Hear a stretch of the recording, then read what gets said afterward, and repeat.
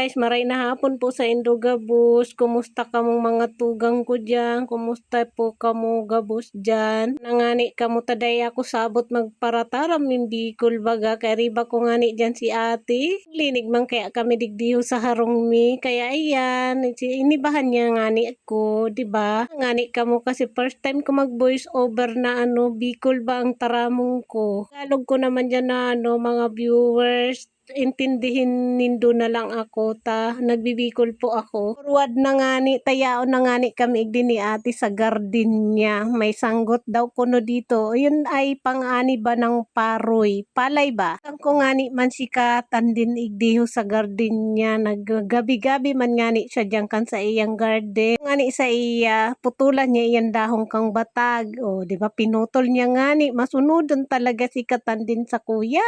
Ngani diyan sa Indo kung gusto nga ni nindong magbakal digdihong mga gulayong, kadakol man po kami ding available ning gulayon. Ning kalunggay, tapos ubos ning kamuti, tapos alugbati, tapos kamuting kahoy, tapos papaya. Po kami digdiyo sa muyang garden ni ate. Kaya kung gusto po nindong magbakal, magdigdi lang kamo sa garden mi ni ate. Aram na nindo yang kung sain mo kami mahanap. Sunod man nga na sa kuyang mga aki digdiho na ikos. Ba mga guys? Nangani ka mo dyan sa Bicol kung nagralawi-lawi naman ako magparataram ng Bicol. Ngani ko magtaram ng Tagalog. Pero ngunyan, tatry kong mag-Bicol kung magugustuhan nindoon sa kuyang voice over. Ngani kita igdi sa manggang inipigahan at minangalang niya ni ate na mahulog. Tapos iyan na ngani sa mga aki kong ikos. Sunod man sa kuya, sige man ang ngaraw-ngaw. Tapos sabi naghahagad man kaya sa kuya ning kakanon. Mayo man ako ning kakanon. Doon niya man ngani dyan magparahurhapros man ako sa iya bagahay. Diyos ko day,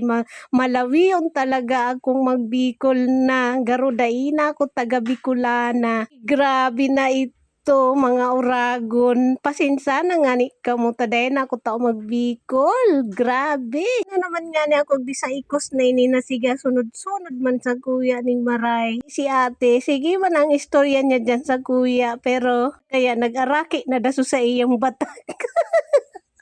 Napapangirit ako guys sa voice over ko. Tanagaki na daso sa iyang bata. Di man nga ning mga ikos ko nagparasabal-sabal naman nga ni sa voice over ko. Diba?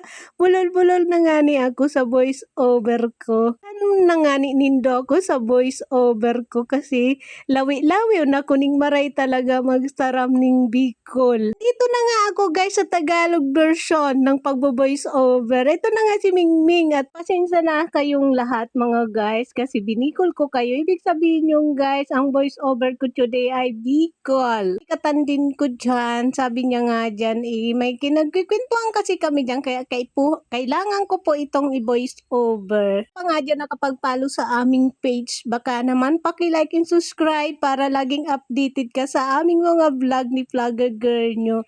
Ito na naman nga si Muning, nagpa-cute na naman nga sa ating camera si Muning. Alaga namin ni Katandin dyan sa mini garden niya. Dalawa nga yun, magkapatid nga yun, parating sumusunod-sunod sa amin ni ate. Yan yung isa payat na nga niya. Inaagawan naman nung isa na yun na nakahiga doon sa nigo ba.